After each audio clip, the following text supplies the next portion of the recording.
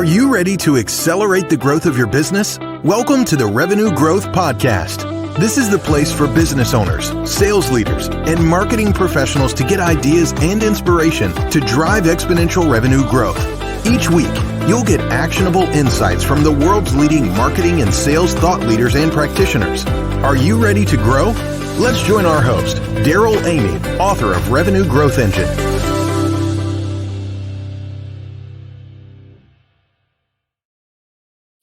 Welcome back to the Revenue Growth Podcast. I'm your host, Daryl Amy, trailblazer and growth architect. We're going to have a great time today. You're going to get a fresh perspective on growth from a venture capitalist, and I look forward to introducing you to my new friend, Andrew Gershfeld, here in just a few minutes. As we get started, first of all, hats off to everyone right now who is driving as we head into the last few weeks of this year. It's hard to believe 2021 is wrapping up. We've been saying all year, you got to get it done in 2021. And to all the entrepreneurs out there, sales leaders, marketing leaders, I'm just cheering you on as we hit the tape, finish strong on this year. It's been an interesting year, but one thing I know about the community of the Revenue Growth Podcast is this is a community of people that's committed to hitting the goals, and it's so exciting to be a part of it. A special thank you as we start to this episode's sponsor, Selling from the Heart. If you have a sales team and want to boost results, you need to get to know Selling from the Heart.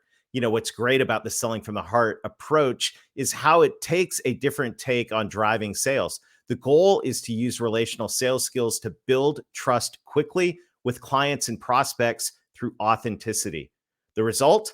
Well, more effective prospecting, higher close rates, more referrals, and best of all, the Selling from the Heart methodology works with your existing sales model. So to learn more, visit www.sellingfromtheheart.net and make sure to listen to me and my co-host Larry Levine each week on the Selling from the Heart podcast. Well, we've got a great conversation teed up for you today. Andrew Gershfeld is an entrepreneur who turned out to be a venture capitalist after selling his company. It was an online couponing company to a larger e-commerce group. His main expertise is in consumer internet services, e-commerce, B2B, SaaS, virtualization, all of it from a venture capitalist perspective. And as an international business development person at Flint Capital, he also serves as a board member on several different companies. And what I'm excited about today is we're going to get the perspective of a venture capitalist in what it takes to grow and what it takes to grow effectively. So without further ado, let's welcome Andrew to the Revenue Growth Podcast. Andrew, it's great to have you here today. Yeah, Daryl, thank you for inviting. That's awesome. Yeah, these are interesting times right now. And you've had quite a story. You spun up a company, sold it relatively quickly, and now you've spent the last decade in VC. Yeah, and it was a ride, definitely. You're right. Well, it's always a ride, right? These are adventurous times. Yeah. I accidentally landed up in the VC, mostly out of curiosity. I was thinking of what helps other companies to grow that fast, like Groupon. We remember how it lightning came to an IPO, one of the fastest IPOs at that moment. Mm-hmm. So, yeah, I was really curious, and I turned to my friends, asking them whether you need any other person to help you with some business experience. And it turns out for a venture capitalist, it is very helpful to be an operator at some point. To understand what it means to go to the fields and do some job. Nowadays, I'm mostly in the backseat. We try help our CEOs and founders shine.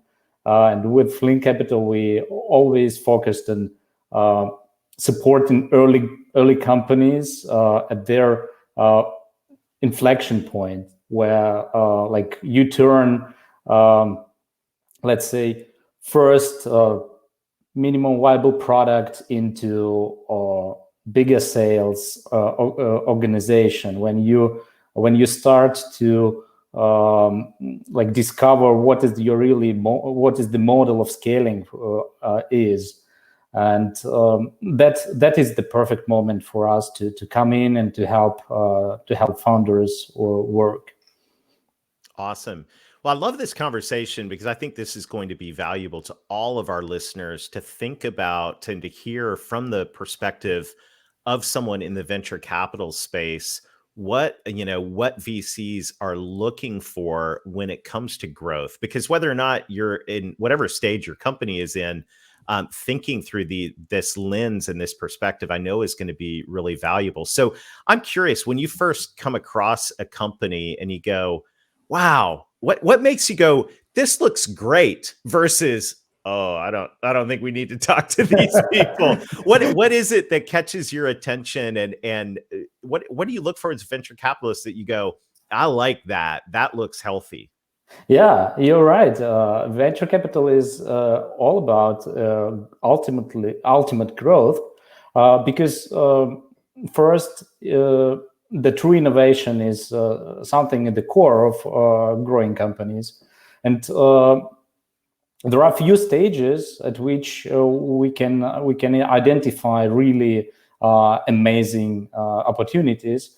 One of the stages, as I said, it's when it is a minimum viable product, and we look at it and we say, okay, this team is experienced guys that understand the really interesting market that is huge, or is some kind of niche, but would expand that niche into be the core of the market soon. And they come up with their knowledge, with their understanding of the sector, and say that is the product that people need. That is the basic what you need to start building a business that will grow in future. That is something that actually captures the value, that brings the value to your clients ultimately. When you pass that stage, and it is very well described in the 0 to 1. So when you pass that stage and you go to 1 to 100 stage, that is where you look at the metrics. That is where you see how good is the business model that emerges. How good is execution? How good is how strong are the tailwinds, and what are the headwinds of this business model? So we usually, when we look at the companies at that stage, and we try to identify those who are not only catering with something new, but those who are working efficiently with the market, working efficiently with their marketing, working efficiently with their sales, and can prove that it is a scalable business model. And later on, up to the sky, it is very, very important to see that repeatable flywheel. The dollar that you invest in the growth returns you in a certain period of time, returns you more dollars that you can invest further into growth, and implies different network effects. So summarizing, I would say initially a huge market, or potentially great market, strong team of experienced operators that is leading to that market, and the business model that is sustainable and can create that type of flywheel and network effects in it to make it scalable. That's what venture capitalists are usually fond of. Which is, that right there is, and I hope if you're listening in, that's when to rewind and write down. Those stages right there, those gates in terms of any business are really, really important. There's a couple of things I'd like to key in on that we talked about. One of those is headwinds and tailwinds. So we're in an interesting time right now. Obviously, as we're recording this, we're in the December of 2021 as this is being released. We're heading into a new year. Everybody's doing their SWOT analysis and trying to plan in the middle of a really dynamic environment. I'm curious right now, what do you see as you're evaluating business opportunities right now? What are some of the biggest tailwinds and headwinds that you see right now as we look forward into the new year? Wow, exactly the point you made. Well, we are in the middle of some great change. You know, the pandemic shifted a lot of gears, and it's a good for us as software investors. It's really time to be very active and to do a lot of things and to eat our cake. So I would say that everything that is enabling us, like talking now through distance and to communicate and all that kind of things, is having a strong tailwind. Everything that has that lowers barriers, everything that makes gives access to information, gives access to capital, gives access to knowledge, is having a strong tailwind. On the headwind side, you know, we've been separated for a while with each other. We've been not traveling a lot, and I think that also bottlenecks in the supply chain that we have right now. Potentially some kind of instability of prices and inflation. That can be a challenge for everyone in general and for certain businesses in general. But I think that technology and productivity growth based on the technology is something that will open us for the growth.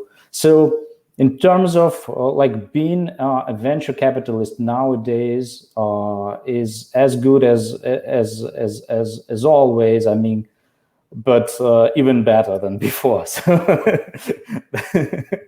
So that's my formula.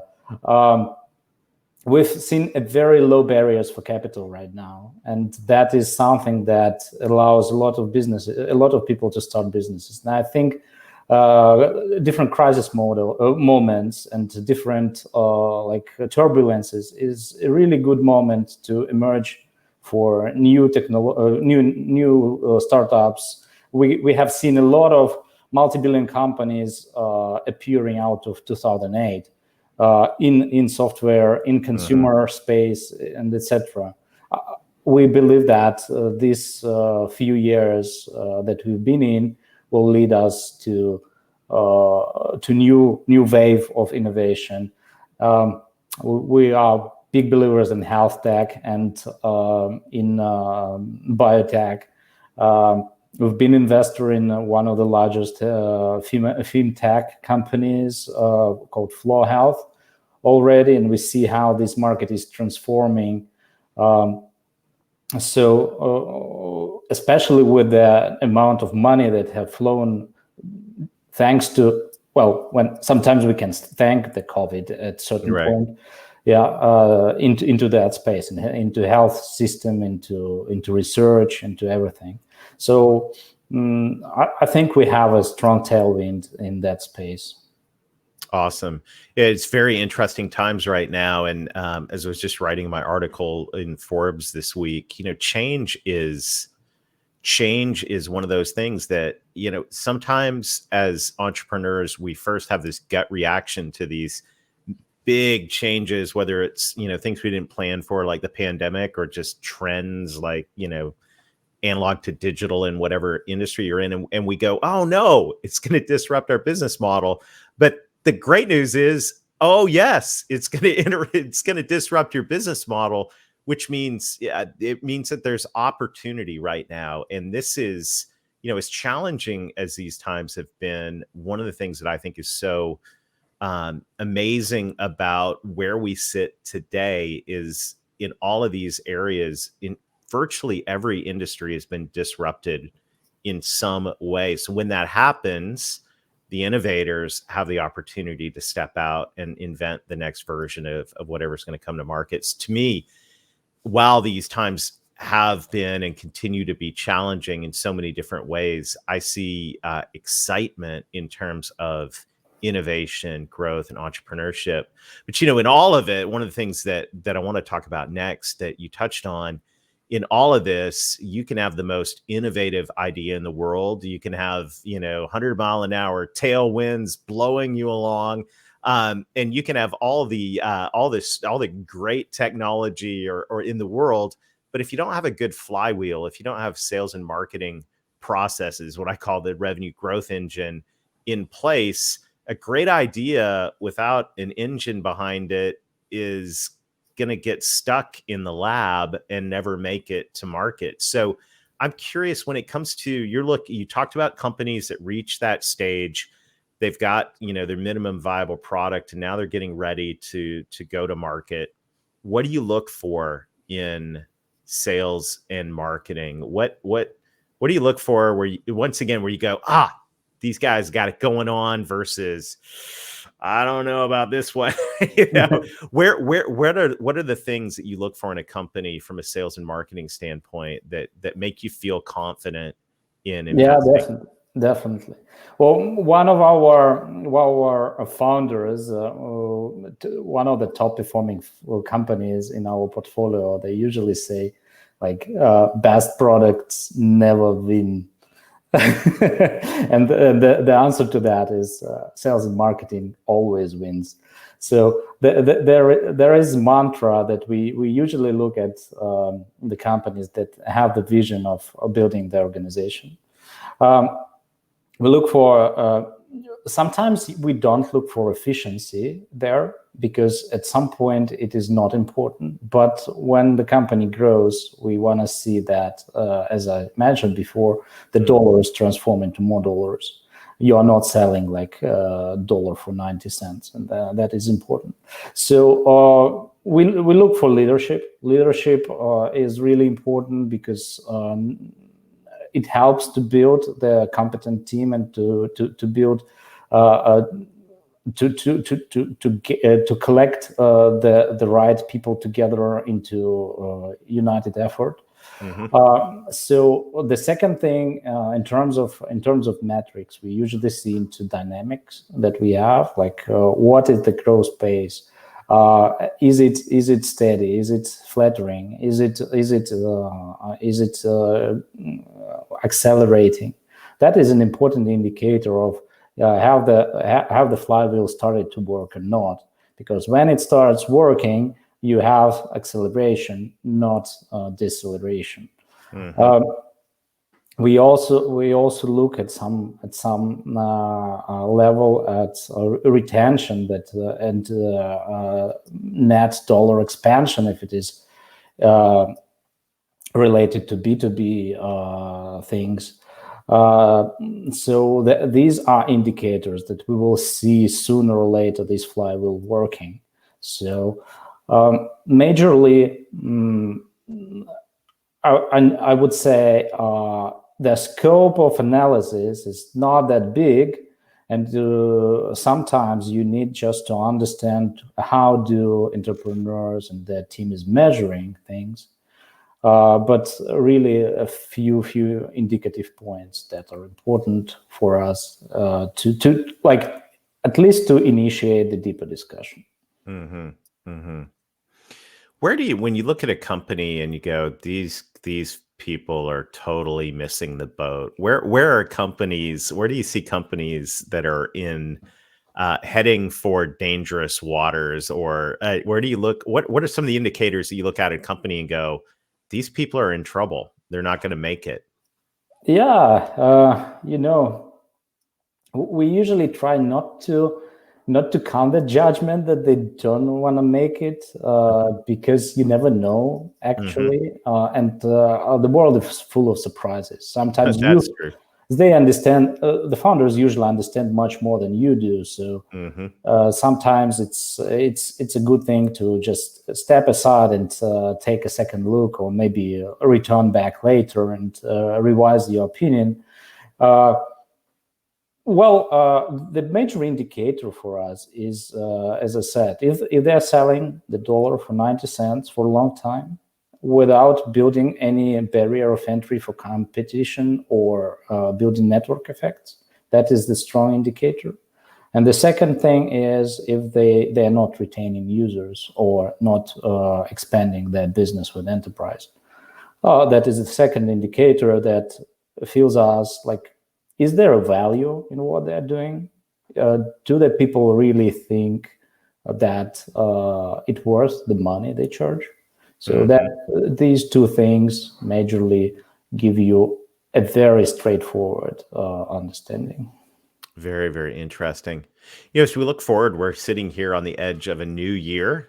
I'm just curious what you're most excited about in 2022, where you see the opportunity and what you're fired up about.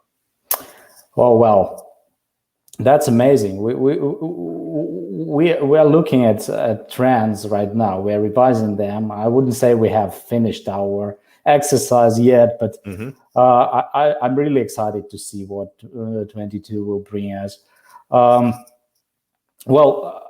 Naturally, the capital markets are very, very crazy right now, and it impacts venture capital a lot. So this transformation that happens is really, really important to understand, and I think it will bring a lot of surprises, maybe in a year or two. To us, we may not see the venture and private equity industry the same as it was before. I'm not forecasting any strong storms, but I'm forecasting the transformation of how people will be doing things. And there's been few indications that it is happening. Like Sequoia is transforming, Tiger Global is transforming. Those guys are doing a great job to lead the industry. Other in terms of trends, I would say we will see digital transformation in the corporations. They are not there yet. They are not. There is a lot of work to be done on efficiency, on software adoption, on all that kind of things. And I'm pretty sure that companies that work with digital transformation will shine for the next decade. And as I mentioned before, health tech, that is one of the things that I believe is having great momentum, and it will continue that way. So performance-wise, I don't know what will be winning, but I'm definitely sure that any of those sectors will continue to be very appealing and very, very well funded. Oh, very, very interesting. It is going to be a fun year indeed. As we wrap up, we've got lots of entrepreneurs listening in. There's some folks listening in on this that may just have a great idea. In 2022 may be their year to step out and turn that idea into a company. For that entrepreneur that is sitting there listening right now and says, I got a great idea to solve a problem. What advice would you give to that person that's thinking about setting out and starting their own venture? Oh well, as I remember my early days as an entrepreneur, I would say that it was a crazy part of my time. I do not regret any moment of it. But the support of my family and support of close people, friends, was really important, because you have ups and downs, highs and lows. Everything can go very, very different direction than you expect.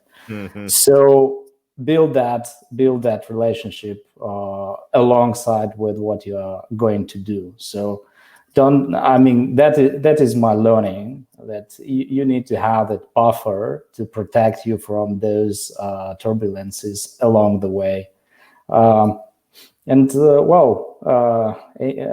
Aiming big is never failed, because at least you will achieve something in half of your dreaming. That's still good. That's right. You heard it here, folks. Shoot for the moon, and if you get halfway, you're doing really well. Yeah, it's still good. Andrew, what a fun conversation. I just want to say thank you on behalf of the Revenue Growth Podcast audience for sharing time with us today. This has been a great conversation. Thank you, Daryl. It was Awesome. a pleasure talking. Awesome. And to everybody in the Revenue Growth Podcast audience, thank you to you as well. We are finishing strong in 2021. And so, as we've been saying all year, we got to get it done in 2021. So, I want to challenge you, keep driving, keep pushing, get strategic, take what you learned today from Andrew, apply it to your business. It doesn't matter whether you're an established company, you're a startup, you're looking for capital, or you're just growing and crushing it. What Andrew shared today is a really great perspective that I think is helpful to all of us. So we've got some great episodes coming up as we head into the holiday season and on into the new year. Please hit subscribe, like, or whatever platform you're listening on. Leave us a review. That helps us spread the word on the Revenue Growth Podcast. And my commitment to you is to continue to bring you fresh ideas that are going to help you accelerate your growth. So let's get at it. Thank you to everybody. Happy holidays. And as we say every week, let's get going and let's get growing.